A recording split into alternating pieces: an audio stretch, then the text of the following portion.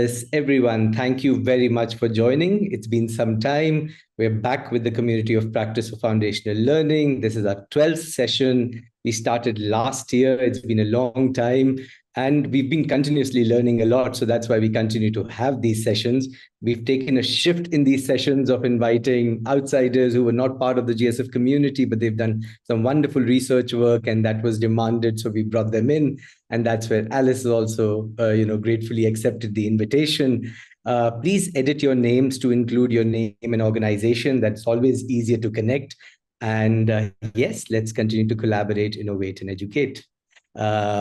We will be working today on listening to Alice on the science of learning, on evidence from neuroscience, behavioral sciences, and cognitive sciences about how children learn. Thank you for submitting your poll remarks as well. That has really helped us to curate this session as well. Of course, it will be very difficult to fulfill all the demands which we had written in the poll, but we will share slide decks and more on the report is already available. But before we begin, we are really grateful for your presence. We encourage, as always, undivided attention. For that, we have a groundedness activity as well. We'll try this. If it works well, let us know. We will try and experiment other things as well. But as always, this is not a one-sided conversation. It's open to be a community of practice where we converse. We'll have breakout as well. Your openness has always and continues to create magic. So please be open and trust the space. About GSF, as most of you are already familiar with, it's a collective vision of realizing the potential of all children through safe access and quality education. We're a collaborative community of non-state organizations like each one of you. And we've together made the mark of 131 across 60 countries with so many children and so many schools. That means so much of responsibility, yet so much of joy and learning. So thereby this session becomes much and more useful as well. Community of practice, we created a theory of change when we started off with it, because we felt that, and we heard from you through one-on-one calls and focus group discussions, that what connections mean to all of us, what peer learning means to all of us, how creating an alignment adds so much of value, and how while we learn from so much, how do we contextualize to our own reality and our own context? And that's where dialogue is more important than one-sided learning. So we hope and continue to create a strong learning and action network, which builds trust and facilitates openness. And hopefully we collectively have the better knowledge to create and implement the effective solutions in education, which we're already trying to pursue.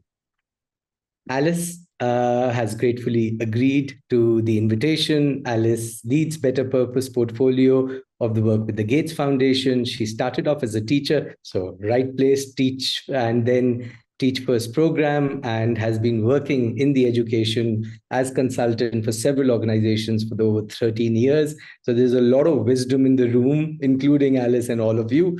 We hope that we'll have the opportunity to learn from each other through this space. But before I give it to Alice and her to take the lead, we have something we would like to do together. For this, if you would like to switch on your cameras, that will be always amazing because we can see each other. But if you can't, that's completely fine. There are a set of activities we'll do, very, very simple. The first one, and trust yourself, stretch your hands. As high, as low, as much as what you want. Thank you. Let's do the next one. This is gently touch your forehead. And if you want to close your eyes for this, you're happy to do that.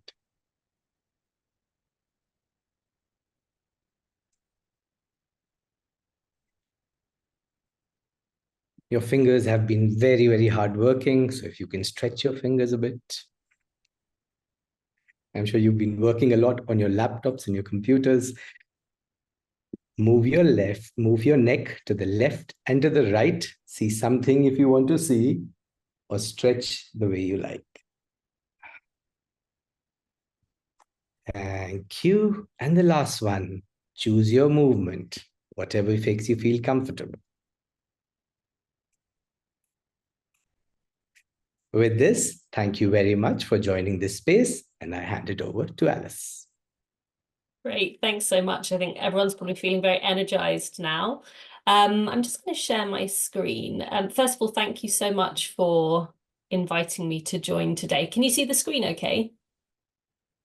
Fantastic. I feel a little bit of an imposter with all of these incredible implementers, and you've clearly had a fantastic program of researchers.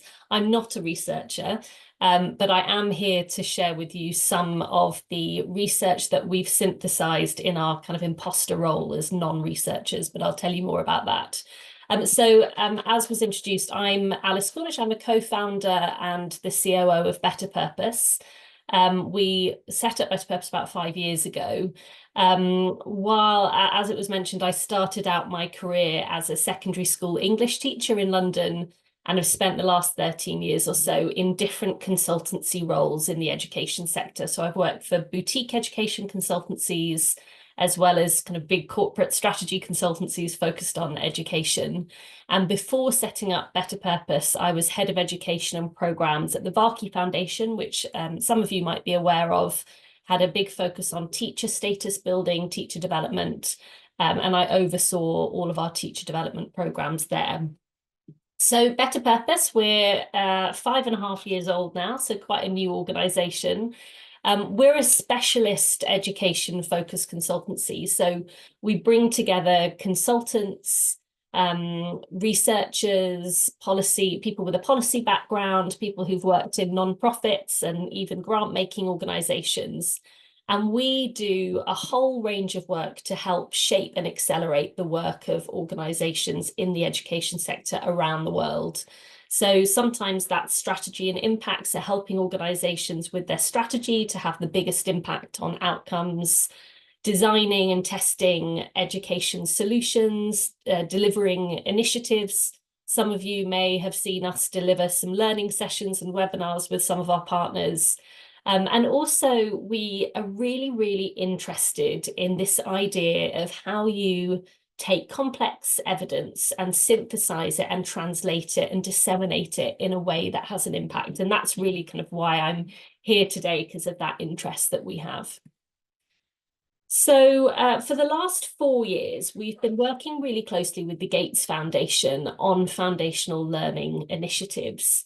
And we do a whole bunch of stuff with them. So learning sessions that some of you may have attended, actually kind of helping to build their community of grantees, providing technical support, supporting with some of their big strategic initiatives. But we've also been invited to do some rapid research and synthesis on some key subjects. So the Science of Learning report, which I'm going to tell you a little bit more about today, this was an example of where the Gates Foundation came to us and said, we're really interested in this topic of the science of learning. Can you help us pull together some of the research in order to better understand this area, and particularly where as a sector we might want to invest or know more? We also did something similar around behavioural sciences, and if we have time today, I may well talk about that as well. I want to keep it a little bit flexible.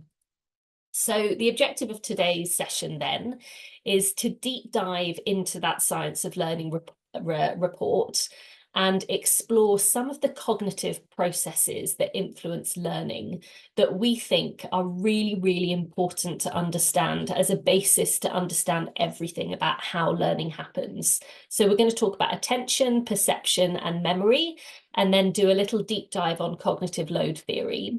We're going to start to have a discussion about how some of these principles might be relevant to the work that you're all doing. And then if we have time and the desire, we might start to share some of our findings about the behavioural sciences and how that provides a lens for better understanding teacher practice. But as I said, I do want to keep a bit of flexibility. So I'll start off with those foundational principles, talk about cognitive load theory. I think we're going to pause for a little group photo before having some group discussion. And then I think we have some options. So we can either talk about behavioural sciences if people are interested in that, or actually we might want to continue along the science of learning theme. And I've prepared a short bit of information about some of the myths in the science of learning that often crop up in our work. That it's useful to discuss, I think, and understand more. So please do contribute. We're a small group today, so I think that gives us loads of opportunity to engage, jump in with questions. Let's have a really vibrant discussion. Hopefully you're all able to focus on the next, well, hour and 20 minutes or so, and put aside other work and priorities for this time. If you can put your cameras on, as it was mentioned, it just sort of helps us to feel like we're all together in the room. So, okay, just a very quick introduction exercise then. Do you all have access to Mentimeter? So I think we're going to have the link put in the chat, but if you go to menti.com and type in the code 7919053, I've got a couple of questions just for me to learn a little bit more about you and who's in the room before we start. So let's see if this works. Have we got that in the chat? I think so. Brilliant. Okay, so links in the chat. And this is also a bit of a test because we're going to use Mentimeter later. But let's see if everyone can access. Okay, so my first question is, which country are you based in? I have a feeling that there's people from lots of different contexts today and bringing in different experiences. So if you're able, lots from the UK. So if you're able just to fill in this, do shout if anyone's having trouble accessing the Menti. I think we're probably expecting about 14 people, so maybe about half maybe struggling, but okay. Okay, so already we've got people who are bringing experiences from the UK, East Africa, Pakistan, India, several people from India, it looks like. Anyone else struggling to get on the Menti? Do shout if you need any help or another link or anything. Okay, great. Okay, well, let's leave that one there. So that's really useful to understand where people are dialing in from today and the context that they're working. My second question then is, how is the science of learning relevant to your work? So I'm conscious that there are probably people in this room who are real experts in this area. So it may be that this is useful content that could be shared with your teams.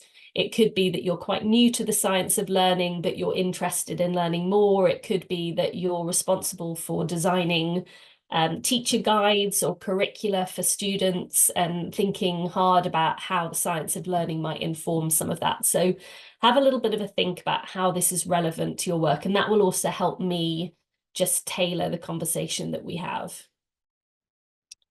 Great, so people working on curriculum design and implementation. So this would really underpin a lot of that design work. Yeah, designing accelerated learning programs and teaching materials. So hopefully some of the content that we'll cover will be quite thought-provoking around materials. I think particularly our section on cognitive load theory.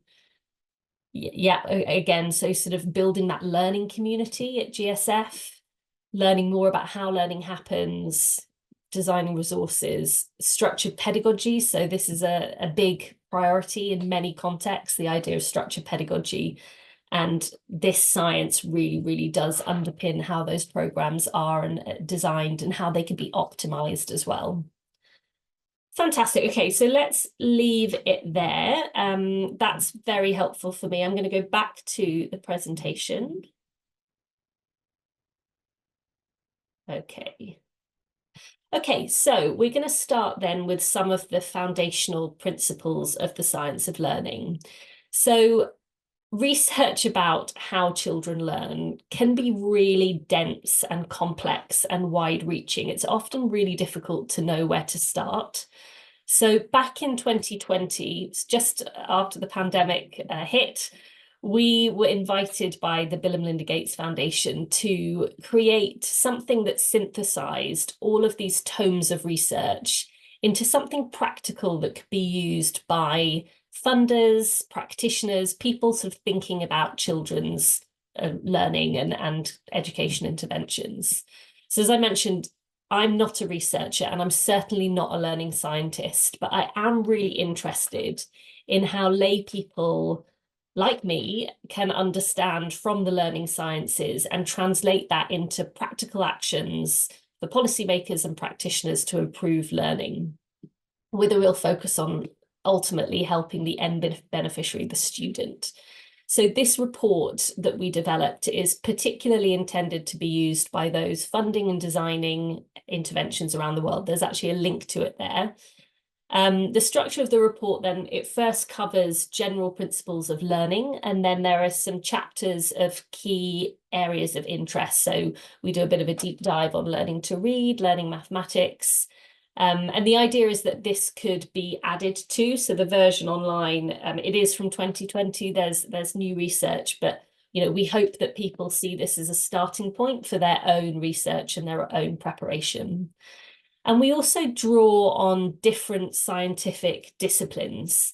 So we draw on neuroscience when developing this report, which is the science of the whole nervous system. So it's the sort of research around the brain. We also draw on cognitive sciences, which is the study of thought stemming from human psychology. And also we touch on behavioral sciences, so exploring human behavior and behavioral change. And one of the key texts that we were really influenced by was Weinstein and Soumaraki's Understanding How We Learn, a visual guide. I've got it here. This is sort of something that, it's a bit blurry, but this is something that we found was a really useful starting point when trying to synthesize the science of learning. And in that book, they describe 3 cognitive processes which influence learning: perception, attention, and memory. And knowing about these 3 cognitive processes can help create a better understanding of how children learn, and then help with how you might design instruction or educational experiences that maximize learning in recognition of these 3 things. So perception, this is the idea of how you make sense of the world. So perception is about how we make sense of the world, and it's highly subjective. So what I perceive differs from what you perceive. It differs from person to person and from situation to situation, depending on our prior knowledge and experiences. So when considering perception, we distinguish between bottom-up processing and top-down processing. So bottom-up processing starts and ends with a specific sensory stimulus, so like a sight, a sound, a smell. You focus on the information about that stimulus and you try and understand it without drawing on any other prior knowledge. So you're just trying to interpret that information. And top-down processing involves using prior knowledge to help interpret the input that you're receiving. So a really nice example of this is the Rorschach ink blot test. So I don't know if people are familiar with this. Have you seen these ink blot tests before, where you fold a piece of paper with ink in it and it creates a particular shape, and then psychologists often kind of use that to make interpretations about you? So if you look at this little ink blot here, what do you see? And I'd love it if somebody could unmute themselves and tell me what they see here on this page. Someone going to shout out for me. What do you see? 2 elephants. 2 elephants. Yeah, 2 little. So I've had all sorts of interpretations before. It's always 2 elephants. Some people say 2 little dancing elephants. Someone once said 2 little kissing elephants, touching their trunks. But the only reason that you're able to interpret it as 2 elephants is because you have prior knowledge of what an elephant looks like, and kind of movement and physicality of those elephants, and the whole idea of kind of dancing or kissing or whatever it might be. So that's a really great example of top-down processing. You're just looking at a stimulus, but you're merging that with your prior knowledge, and that is helping you make sense of something. So what does this mean for the classroom? Students' top-down processing has a significant impact on their learning, because they're all bringing completely different experiences and types of knowledge to the classroom, which affects how they perceive certain information. So teachers really need to be aware of students' differing levels of understanding and how they'll process information differently. So students are all different because of their different levels of background knowledge and how they'll process information. So what about attention then? So a key thing that we need to know about attention is that children have limited capacity for attention and can only process a very small amount of information at any one time. So I don't know, have you tried, for example, writing an email while being on a webinar about the science of learning? Surely not with this group. Or listening to music while reading a sentence, perhaps. I think a lot of people remember home learning during COVID and perhaps trying to work from home whilst also having children running around that they're homeschooling. And we know that when switching our attention between two tasks at the same time, you're reducing the efficiency of both. So I would bet that if you're listening to a webinar and also trying to respond to an urgent email, perhaps that someone's chasing you on, you're going to struggle to do either of those two tasks efficiently because your attention's being pulled in different directions. And this is where cognitive load theory comes in. So cognitive load theory is about the way that we process information. So the cognitive load involved in a task is the amount of information processing required to perform that task. So during the learning process, information has to be held in the working memory until it has been processed sufficiently to pass into the long-term memory. And the working memory has limited capacity to code information, and its capacity can easily be overextended, overexhausted. And so as a result, learning is really hampered when working memory capacity is exceeded in a learning task. So what this means for learning is that it has real implications on how we design teaching and learning materials, which are what a lot of you are working on. How we introduce processes. So for example, some of you are involved in curriculum design, how we sequence the curriculum, and also kind of how we might ask teachers, for example, to give explanations. And we'll come back to some of this later, but it's this whole idea of cognitive load and not overexhausting our working memory. So there's a very simple model of the mind that might be helpful just to bring this to life a little bit. So very simply, you have your environment around you. So things around you to see and hear, problems to be solved, that's all happening in your environment. You have your working memory, which is the stuff that you're thinking about, the kind of part of your mind where you're aware of what you're thinking of. So if you're in a room perhaps and there's a pan of boiling water on the hob of the oven, you would recognize and sort of be processing the sound of boiling water, what the pan looks like, maybe what you need to do next, the sound of a dog in the background barking perhaps. That's all sort of in your immediate part of the mind in your working memory. And then you've got your long-term memory, which is your factual knowledge and procedural knowledge that stays locked away in your long-term memory, but you can draw on it when you need it to convert it into working memory. So that's a very sort of simple way of thinking about how the mind works. So then moving on to the third area that I wanted to talk about today, which is memory. So children need to process new information in a really deep and meaningful way in order to develop their long-term memory and draw upon this information to make meaning of the world around them. So developing your procedural memory, which is the part of long-term memory responsible for kind of knowing how to do things like knowing how to drive or to walk or, you know, to boil an egg or something.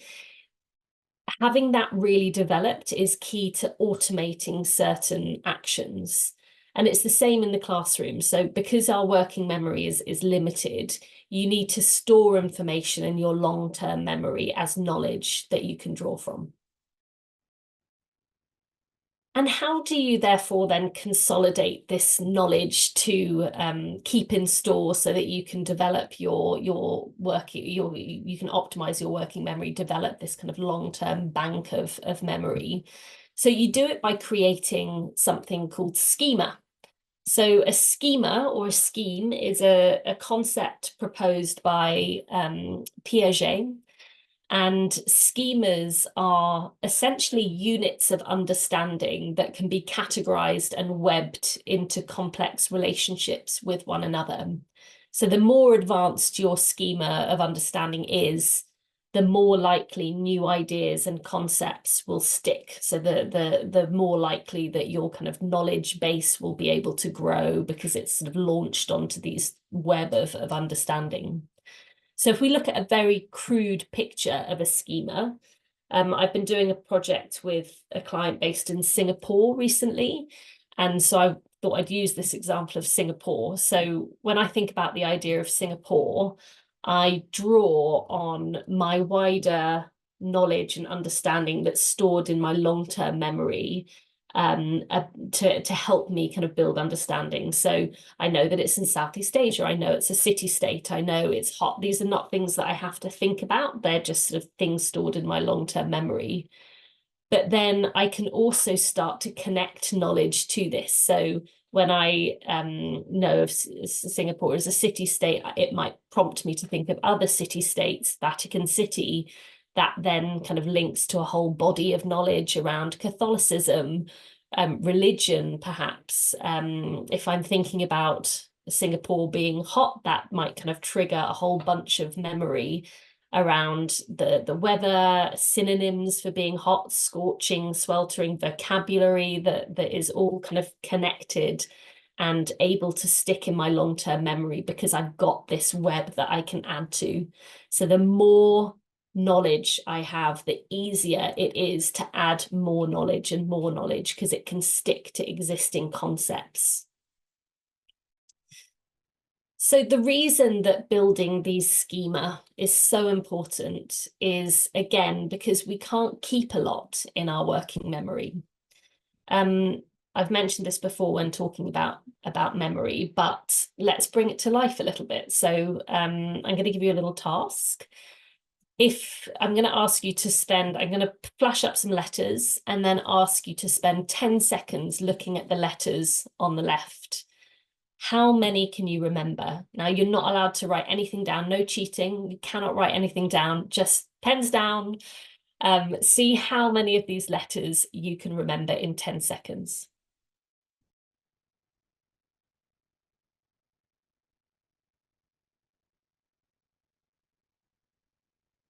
Okay, how many have you got? Anyone got them all?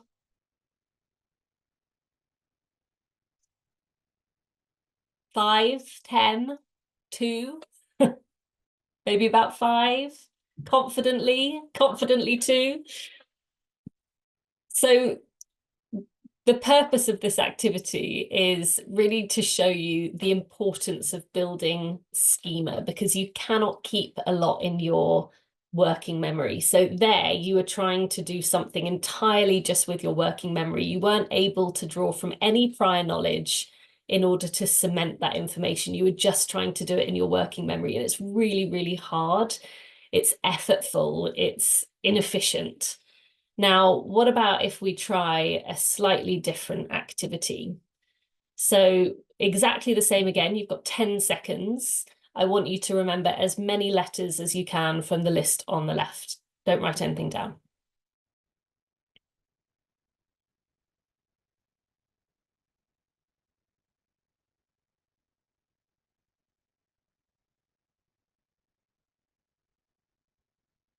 Okay, how many do you think you've got? Has anyone got all of them? Could they repeat all of those letters? Yeah. Yeah, you remember more in this version of the task because you're linking it to a schema of knowledge that you already have. So you're linking it to all your knowledge around GSF, about FLN, about the concept of EdTech. Some of you might be working in that area. Some of you might be familiar with the acronym SSA for Sub-Saharan Africa. You're all working in the education sector. You might be aware of UNESCO and UNICEF. That's all knowledge that is stored in your long-term memory. And so it becomes a lot more easy for you to do those sort of thinking tasks when you can draw on that long-term memory. Okay, so we're going to take a little pause and do a little quiz at this point. So again, if you go to Menti and type in the code while you're doing that, I'm just going to load up the Menti, and we're just going to have a little quiz just to see how much of what we've talked about so far has landed.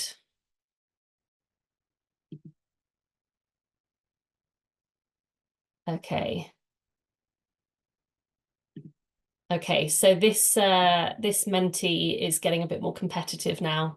So we are going to have a little bit of competition. I think you should. Can you see it? Great, okay. So you should have the opportunity when you log into this Menti to create an avatar or just put your name in and race against each other. So we're going to not only have a quiz for you to just check your own understanding of the content so far, but also see how you do against your colleagues. So if we're ready, I think we'll start. So the first question. Children have limited capacity for what? So you should be getting some options up on your device. Attention, perception, or memory.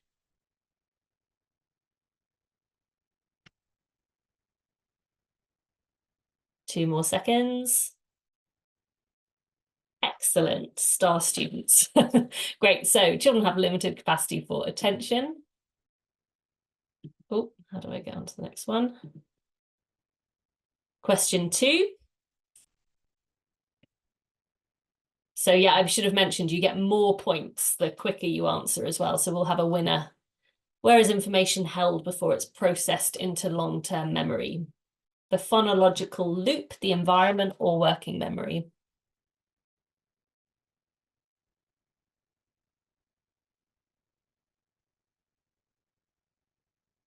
Excellent. Good. Everyone's listening. No one's doing emails as well as listening to webinars. Okay, and then question 3. Units of understanding are categorized and webbed into complex relationships with one another. This web is called what? Working memory, schema, or perception?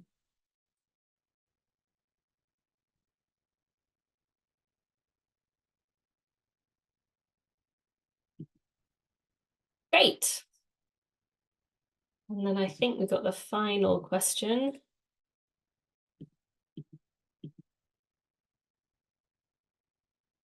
Oh, no, 2 more.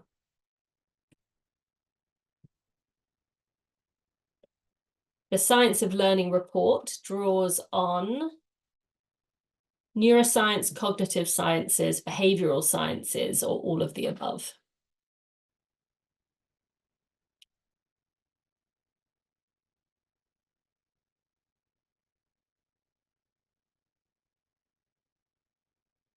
So it's a bit of a trick question. Yes, it does draw on neuroscience, cognitive science, behavioral science, but the trick question is all of the above there.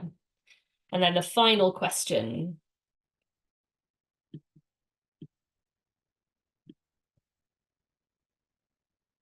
If it's letting me go through.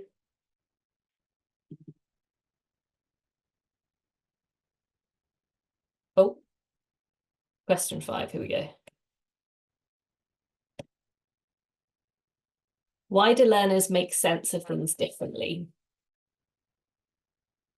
Because they draw on prior knowledge, because they have limited working memory, because they have different learning styles.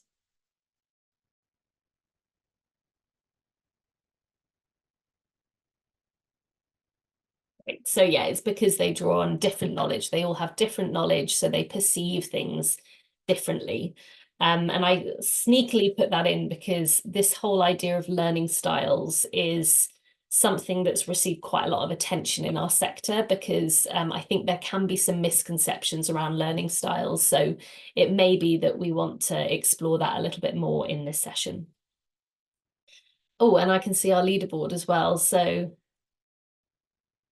this takes into account speed and accuracy. Oh, oh, very well done. Excellent. Okay. Good. Okay. So hopefully that has energized and helped to consolidate. So let me just return to my presentation. Okay, so just to recap then, so learning is informed by 3 cognitive processes: perception, attention, and memory. Perception allows us to make sense of the world and is highly subjective, so teachers need to be aware of students' differing levels of understanding and how students will process information. Children have limited capacity for attention and can only process a small amount of information at once, and so teachers can use different strategies to reduce cognitive overload, which we're going to talk about next. Working memory is limited, so we need to embed information into long-term memory, and this is known as knowledge. This is a really key part of learning, and teachers can support learners to build their knowledge so that they can think efficiently and effectively. Okay, how are we doing? Is everyone all okay? Do stop me if any of this is kind of old content to people, or we want to go in a different direction, but otherwise I'll continue. Okay, so in this section then we're going to look a little bit more closely at cognitive load theory. So this is concerned with the concept of attention. And if you remember that we have limited capacity for attention and can only process a limited amount of information at one time. So if we want to understand the implications of this for learning, we can look at cognitive load theory. So as I explained before, cognitive load theory refers to the way that we process information, and the cognitive load involved in a task is the amount of information processing required to perform the task. So during learning, information should be held in working memory until it's been processed sufficiently to pass into long-term memory. The working memory has limited ability to code information, so learning is hampered when working memory capacity is exceeded in a learning task. So when we're thinking about cognitive load, there are 3 types of cognitive load. So the first type is intrinsic load. So this is essentially the inherent difficulty of material that's being learnt. So we, as educators, as people in the education sector, education designers of learning materials, we need to manage the learning process to ensure that children aren't overloaded by being exposed to materials that are too difficult for them. The second type is extraneous load.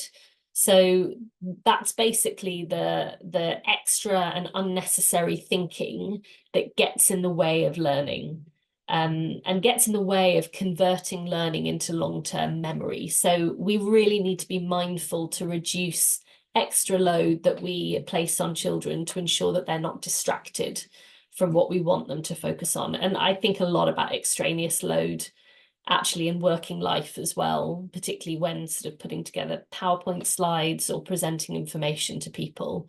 It's very easy to distract by putting kind of extra cognitive load into tasks. And then the final type of cognitive load is germane load. Now, this is actually a good type of cognitive load. So this is about the mental resources, the effort that goes into constructing long-term memories. And it's about kind of organizing our knowledge into schema. So to optimize learning, we want to focus children's attention on constructing schema of knowledge in their long-term memory, which they can draw from. So with intrinsic load, it's all about managing it, managing the difficulty. With extraneous load, we want to reduce it.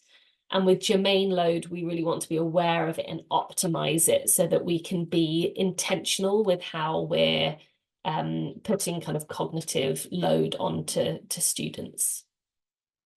So intrinsic load, I think it's sort of worth to say, we're not talking about dumbing things down here.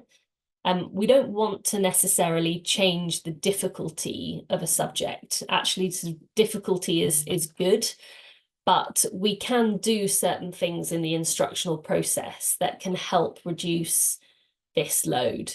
So, for example, actually, just by assessing prior knowledge and understanding where children are, the TAL approach is a great example of managing the intrinsic load of a task, because you're assessing where children are, and then you're targeting the next step in learning based on their prior knowledge. So you're managing the difficulty.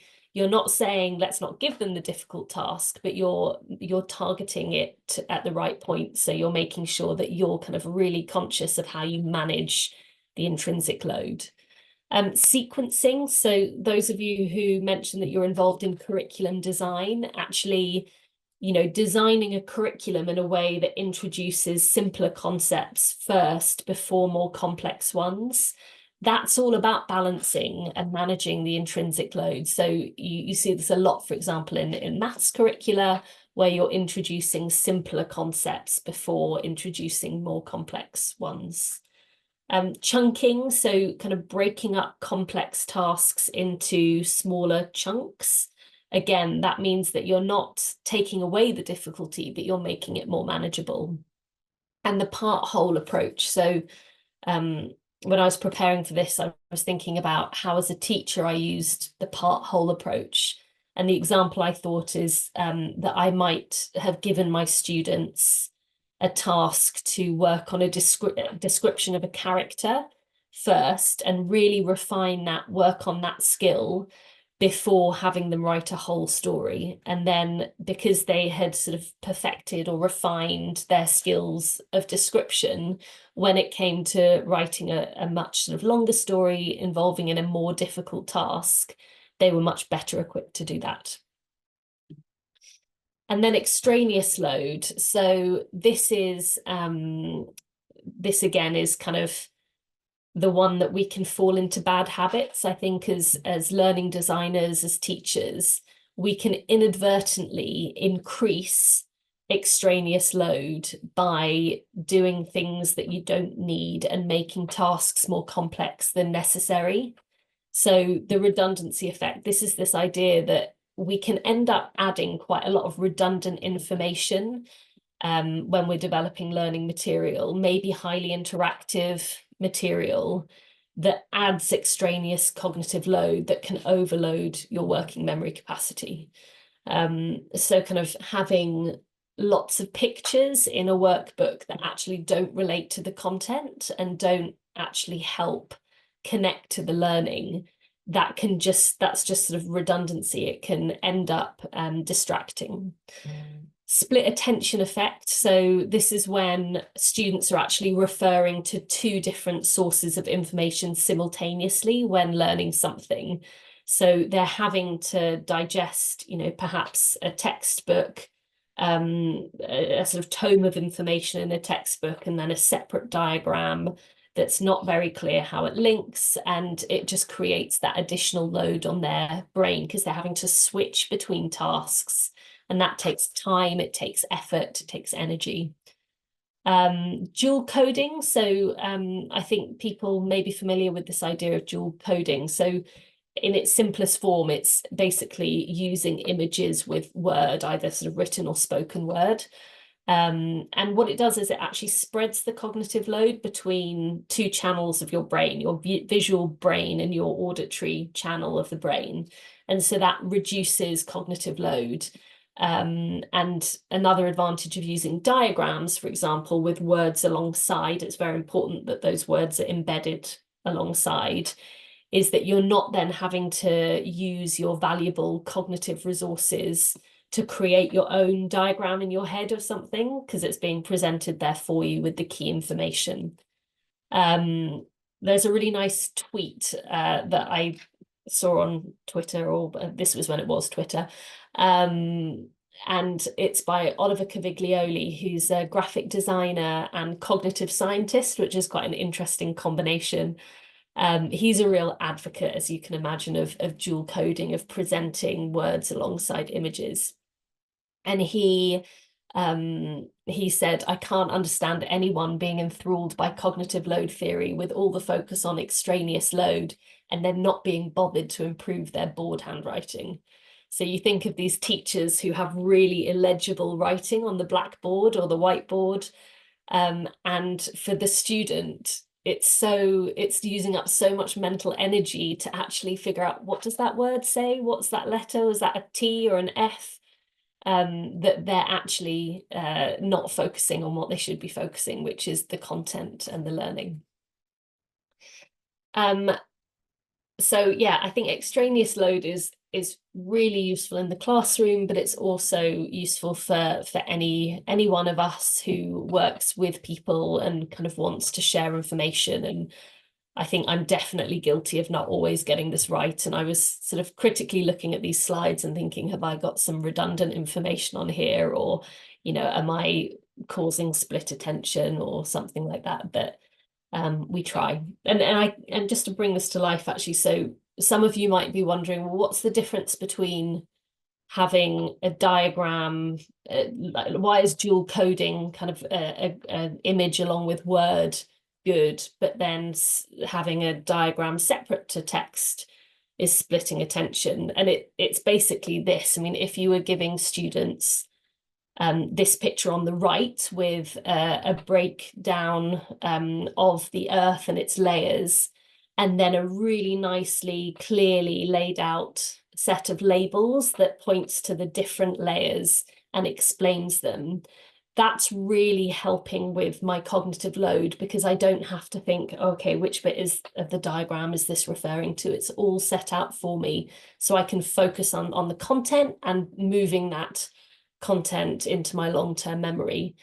Whereas the first example here, I've got a diagram. Yes, that might be quite useful, but I've also got this set of words that I'm trying to interpret, and then I'm trying to link to the diagram, and that's using a lot more mental energy.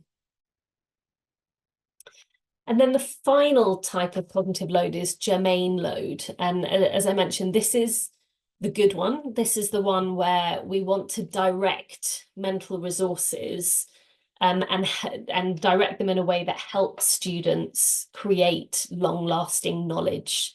And so some really useful things that we can do to help kind of manage or help kind of optimize the learning process are things like worked examples. So sharing with students problems that are already solved, which explain every step and clearly show how each step, sort of the order of each step and how you have success. Expertise reversal effect. So again, this is the idea of gradually increasing independent problem solving as students become more proficient.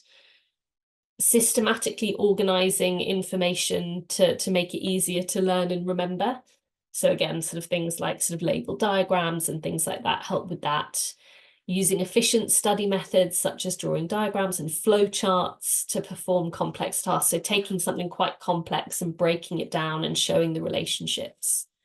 Encouraging reflection, so giving students the opportunity to reflect and connect new content to past learning that they've done as well, and make those links and start to kind of force to add that knowledge to their existing schema.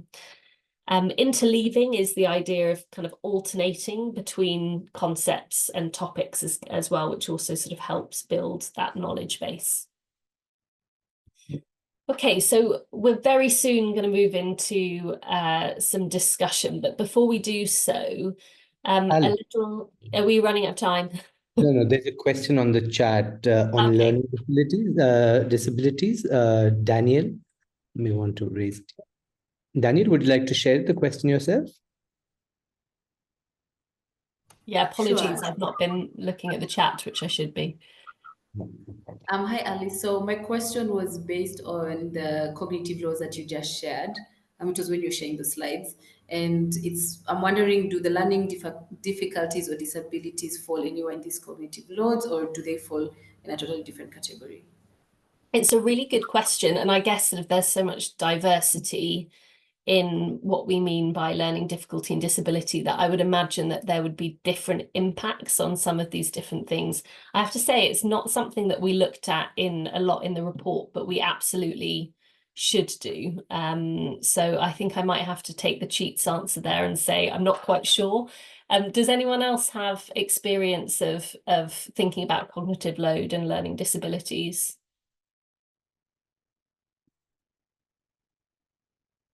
I think it's definitely something that would be a really welcome addition to the report, actually, to look at how that manifests, like particularly kind of which aspects of yeah, I mean, how different disabilities would kind of manifest on some of these different connections and stuff. I mean, I would imagine that the processes are the same, but there may be particular examples of neurodivergence, for example, that have an effect on attention capacity, for example. So I think a good one would be students with attention deficit and hyperactive disorder. Their attention is likely to be that kind of whole concept of how much their sort of attention reserve is likely to be very different to other students. So it would be logical that some of these things would apply even more so when taking into account the situations of different students.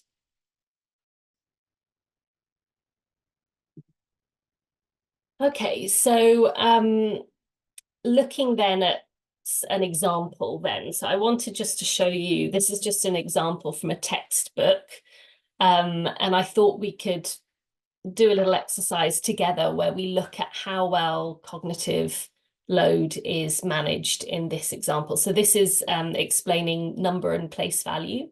So if you just take a moment to have a quick read through, and then if you could just write down or take note of one thing that you think it's doing quite well in terms of managing cognitive load, and then one thing that it could improve upon.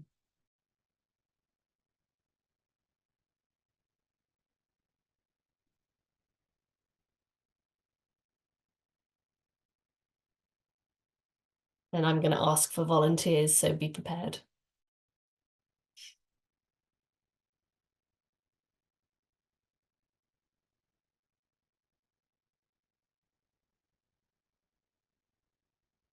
Does someone want to volunteer an example of something that they think that it's doing quite well?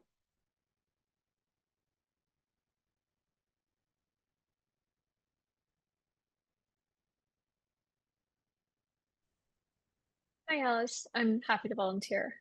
Great. So I really like the enumeration on the right side and how everything's in a box. So I like that I know exactly where 1 starts and 1 ends, where 2 starts, 2 ends, and 3 starts, 3 ends. But the first page, and especially the very beginning, is really confusing to me because there are so many bright colors. I don't know what to focus on. I don't know whether to read the bubble first or the yellow first or the example first. Just really confusing. Yeah, great points. Does anyone want to add? I've got a couple of examples myself. Anyone else have anything that they like or don't like about this? So some of the things that I picked out, for example, so one good thing, I mean, so it is, I think, attempting to sequence. So it's explaining what place value is, and then and partitioning is before moving on to ordering numbers. So it has kind of thought about sequencing the information, starting with more simple content and then moving to more complex. In terms of extraneous load, why do we need the duck? I'm not quite sure how the duck is relevant to learning. So they've got a few illustrations in this textbook, and I think this is a mistake that a lot of learning designers make.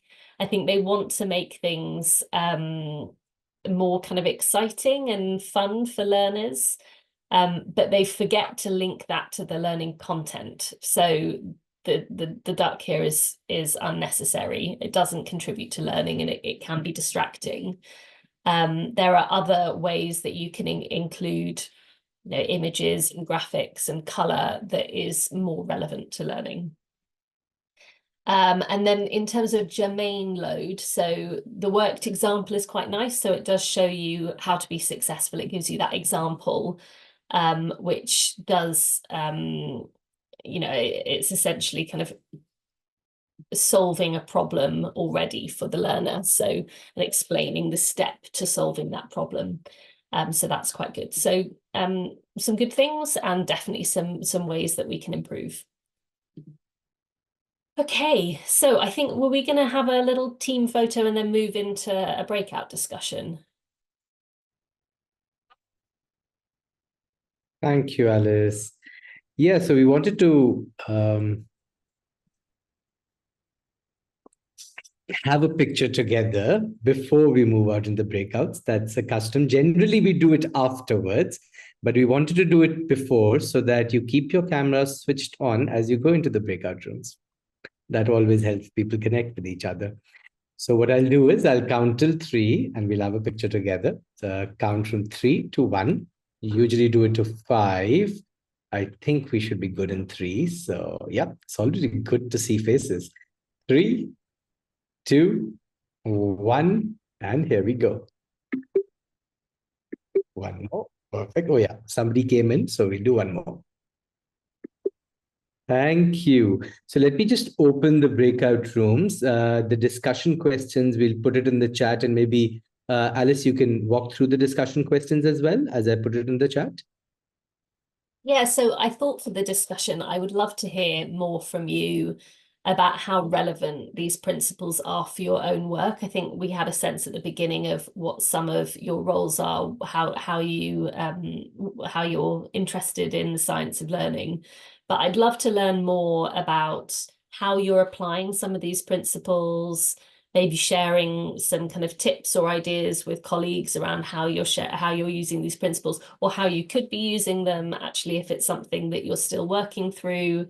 And then also what some of the barriers might be to influencing teacher practices and having some of these strategies used in the classroom. What are some of the challenges that you're finding when trying to use the science of learning in the classroom? So yeah, I thought that would be an interesting conversation to learn from you all. So thank you, Alice. We'll be dividing you to groups of 3 or 4. And in your groups, please do introduce yourself, introduce your context, and then dive into these questions of how do you apply these principles in your context and what challenges do you really feel in terms of influencing teacher practice. Can you give me a thumbs up and then I'll open the rooms. Perfect.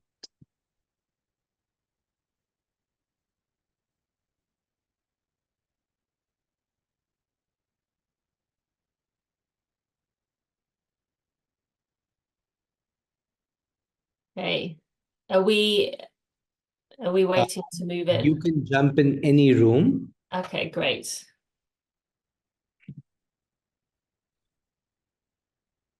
Can I just, well, let's.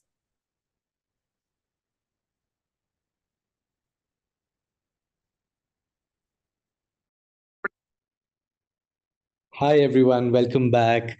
Alice, we were having a very great conversation. Daniel was in the room and Sabarish as well. And, you know, it was interesting about that when, if there's so something which Daniel had raised about the learning disabilities, a similar thing which is about language. So if the child's language is not familiar and the entire curriculum is designed in a way to teach in an unfamiliar language, all the loads come together. It's very difficult to even decipher which one is a cognitive load and which is a germane load. I don't know what does the report say exactly about this or the different reference point, but this was something which we concluded our conversation with.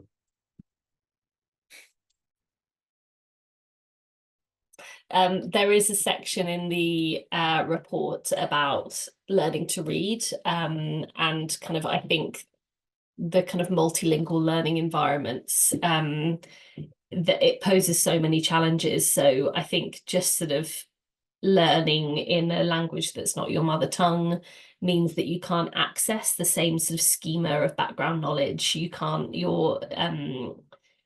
I guess if you're in your mother tongue, you're able just to draw on those much more advanced kind of ideas and kind of complexity of a schema because you've had much more familiarity at home with that language. So there is a section in the report on kind of language of instruction as well, which would be worth looking at, and I can share a few resources as well, maybe that came out since we did the report on language of instruction. So the Science of Teaching, I don't know if you're familiar with RTI's Science of Teaching program. So they have a number of different how-to guides that look at different topics around the teaching of foundational learning. And there's a whole topic on language of instruction, which is really good. And it's really sort of nicely synthesized information. So I'd really recommend you take a look at that. I also, yes, I will definitely share resources. I was looking at the Science of Learning report and sort of just reminding myself of kind of what we did say around, or kind of what we have got in there around different kind of catering to different disabilities. And whilst I don't think we talk specifically around the kind of language of attention, perception and memory, there is a little bit, I think it's page 17 of the report, around some of the things that teachers need to be aware of around how learning difficulties and disabilities affect the processing of information. So there's a little bit in there, but definitely not enough. So it's something that we'll go back to. Let me just share the Science of Teaching resources, because this is a great resource bank. We would also be curious what came up in other groups, if anyone would like to share.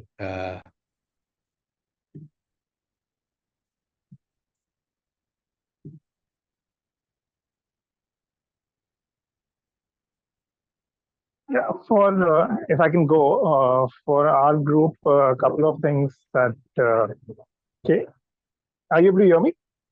Yeah. Yeah. So in our group, a couple of points that came were, two of us were actually, we work on structured pedagogy and content development, curriculum development. So from that point of view, during the design process, it is very important to be aware of content that can distract the child, that is not, well stitched with the concepts that you're working on. So from that point of view, yes, this is very relevant, the cognitive load theory. One of the participants works on teacher education and teacher development. And from that point of view, also, she also pointed out that this will feed into the strategies that they develop, and will feed into how to make the most of the child's time in the classroom and optimize the learning environment. Great. Good. Did anyone else want to volunteer any reflections? I just wanted to flag that it was fantastic to have Habib from a graphic design background in this conversation as well, because it's just such an important part of the development of these materials coming out from that. So that was really, really interesting to hear about that. Yeah, I was just going to add that. Thank you very much for sharing that link as well. I'm happy to go on to learn more about the connection between the principles of design and principles of learning, and how to continue to use that to influence how I support design within GSF, and how and the learning materials that we develop to the community, and perhaps potentially more opportunities to discuss with members of GSF network on how they could also use similar principles or similar connections in how they deliver the learning materials and other resources.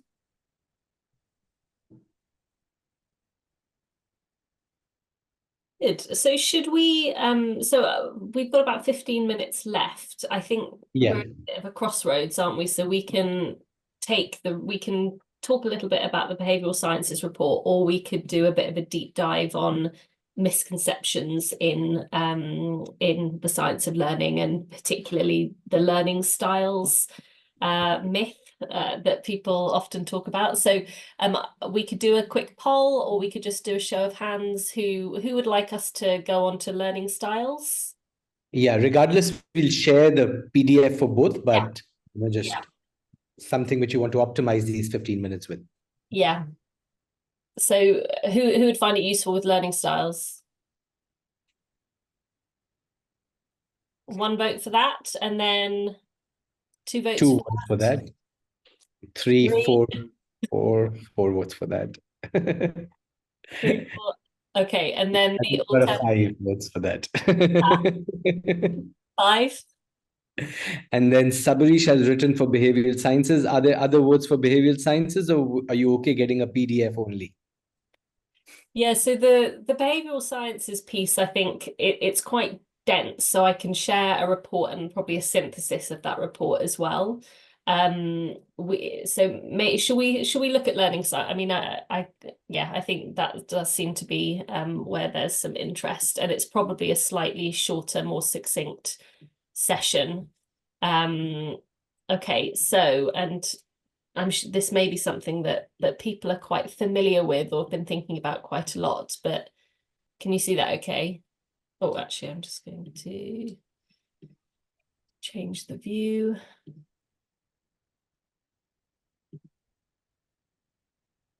Okay. Yes, that's good.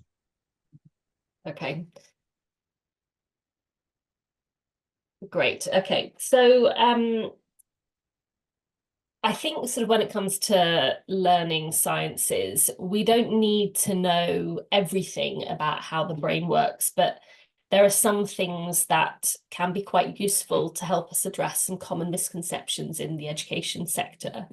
So if we take this scenario of Ashley and Martin, they're grade 5 teachers, and they've started to plan lessons together to learn from each other. And so they're trying to plan a lesson about teaching their students about different genres of stories, and they have different opinions on how they should explain that. You're seeing the full screen, right? Yeah, okay. So who do you agree with? So Martin says, these are quite complex ideas and we've got lots of visual learners in the class. We can't forget to plan for them as well. Should we bring them together and give them some really expressive pictures? And Ashley said, I think we should give the same lesson to all our kids. Wouldn't that also be less work for us too? So whose opinion here do you think is most aligned with what we know about how children learn? Martin or Ashley? So Martin thinks that they're complex and he's trying to think about planning for visual learners, bringing in imagery. Ashley thinks that they should be the same lesson. She's worried about kind of the extra strain on the teachers. Who sort of thinks Martin's right? Who thinks that Ashley's right? Let's unpack it perhaps. So actually, if we start to unpack their opinions, we need to really kind of like pick apart, I think, what they're saying to understand who we agree with. It's quite difficult to actually look at that on the face value and say, well, this person's right or this person's wrong, because there's quite a lot in it. So Martin is saying that the class has visual learners. He's saying that they should be individually planned for. And he's saying that giving them pictures would help them understand the meaning. So there's sort of 3 separate things that he has got in his explanation. Ashley's saying that they should use the same lesson for every student and that planning individual lessons for every child would be too much work. Now, what's being discussed here refers to one common misconception that we talk about in the Science of Learning report. And it's the idea that that children have different individual learning styles. So in the report that you'll have the link to, we actually talk about a number of different misconceptions that get talked about a lot in the education sector. So there's one misconception that that humans only use 10% of their brains, that people are right-brained or left-brained, that knowledge and skills are separate things and skills is more important than knowledge, and pupils cannot learn from teachers they don't like. All learners think in the same way. Brain gym exercises improve cognitive ability.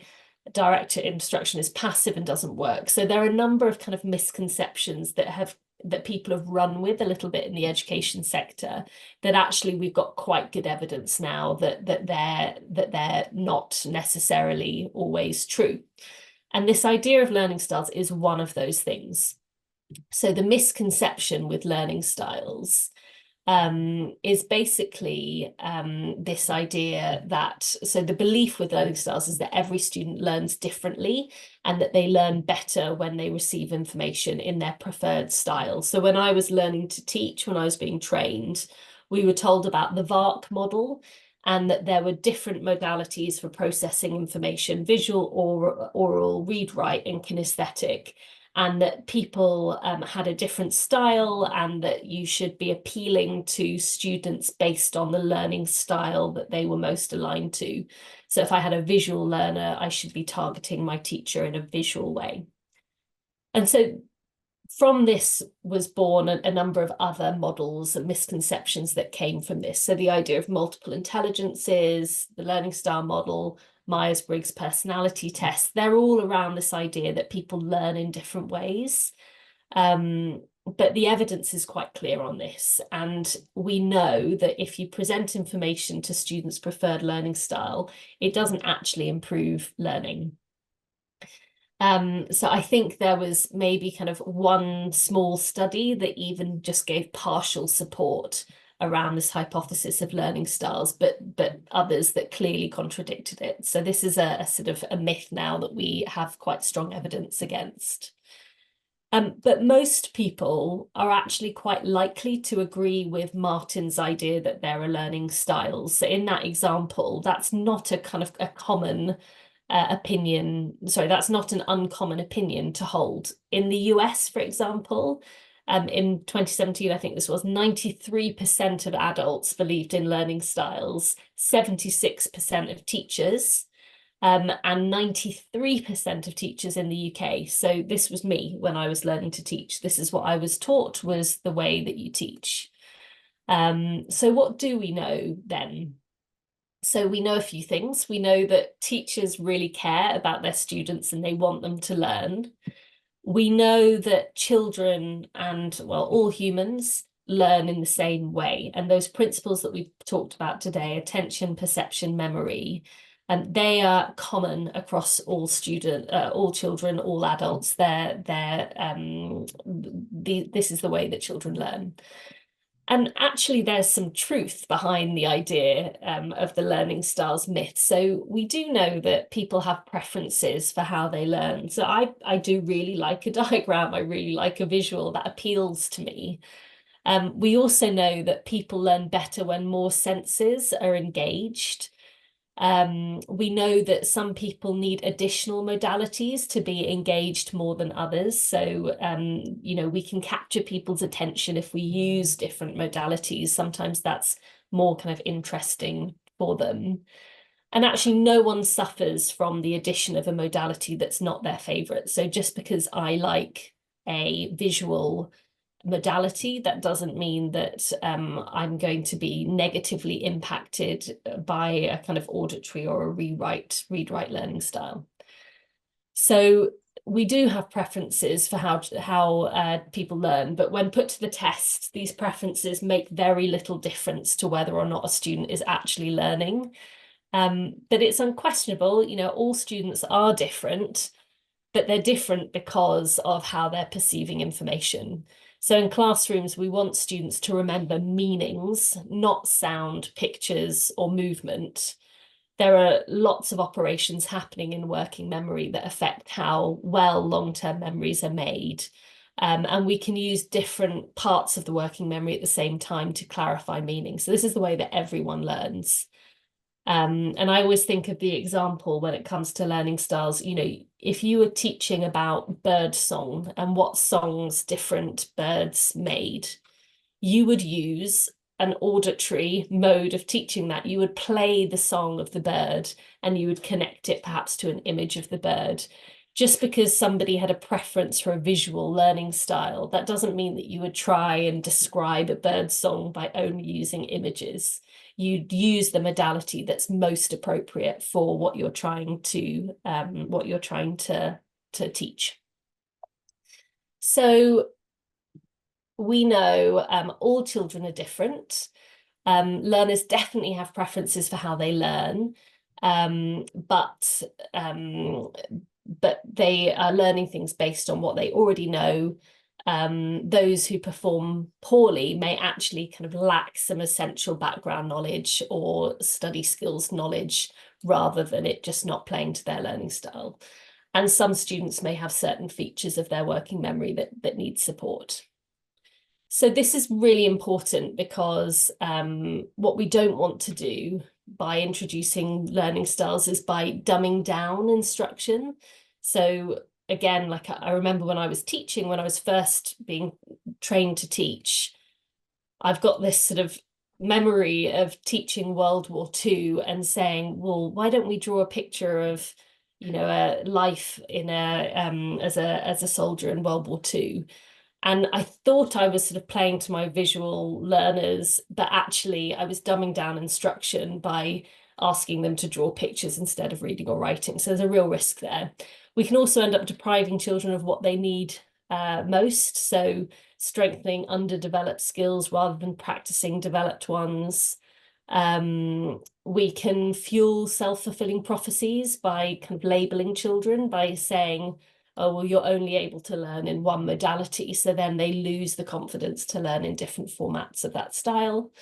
And you can cause anxiety and kind of end up wasting precious time.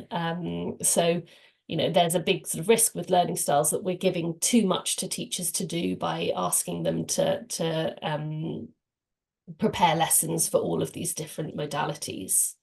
So if we return to our case study then, Alice, sorry, just in the interest of time, I think we have 2 minutes left. yes. So I was thinking that, is it possible to, you know, pause here, hear their reflections and come to a closure? Because this in itself has been a surprise for me also, you know, as a reader that. Yeah, sure. I will send these round, but just to finish then, I think what we would take from Martin, actually, some of what he was saying is fine. But not this whole idea that children should be individually planned for and they have visual learners. And, you know, that just would be a lot of work. So, yeah, it's a little complicated, a bit nuanced, but we can share this round. There we go. Thank you so much. Well, if you have reactions to this, we do have 2 minutes. I wanted to hear everyone's reactions to this. Did you feel aligned with it? Were you surprised to listen to this learning style bit? Yes, Daniel. Thank you for the great presentation. I actually had read the research prior to this. I'm also just as shocked as AJ about that the learning styles don't help, mostly because I think I'm of the opinion that, so I don't know whether it's perception, but I do believe people tend to learn better with one way than the other. Not that the others don't apply. I feel like there's the importance of integrating everything, because I'll give like my own personal experience, and I didn't realize about learning styles because I was still in campus when I was doing my undergraduate in early childhood education. Was the 2 times that I missed class, regardless of how many times I read the notes, I found it very difficult to pick the lessons. But when I actually attended class, listened to the lecturer, I was very easy to go. So I think I think my belief is that it doesn't have to be one, like, oh, because Danielle is auditory, that's all she needs. I feel like there is importance to integrating, but people do grasp better from whatever style that they tend to. There's somebody who just physically, so I don't know like about the research, but research varies. But in my opinion, I feel like people do grasp better, but integrating all senses is more effective. But we can't just say that, oh no, like one learning style is just not going to work. So I think people grasp it better if the modality is appropriate for the learning content. And so I think that's probably what you're seeing, is that you're using modalities in an appropriate way to the learning content. And it's not necessarily because someone's has a particular learning style. It's because the content is well matched to the modality. I can hear alarm bells ringing, Alice. You left us on a note which if you would have done a Menti poll over here, we would have been all on a very different cross here. But I think people would be raising a debate also whether this is a yes, no, or it's a yes, no, maybe question, But Munyaneza, do you want to share something? I've left a poll as well, so please do fill out the poll. I know I'm conscious of time, so what I'll do is I'll say my formal thank you, but please stay if you can, and then we wrap it up. But we're really, really grateful to Alice. Thank you very much. And I know Science of Learning is such a deep research report that it cannot be summarized in 90 minutes with a breakout and so many demands from GSF. But thank you very much for fantastically introducing us to it. I would say it's an introduction to the report rather than a summary of the report, and we'll dive into it, I'm sure. So thank you very much for your time. And thank you everyone for joining. We are here. Do complete the poll. And if you have a comment right now, please do share on the front as well. Thank you. Thank you. Thank you, everyone. Thanks, Alice. Thanks, Ajay. Thank you so much, Alice. Very insightful.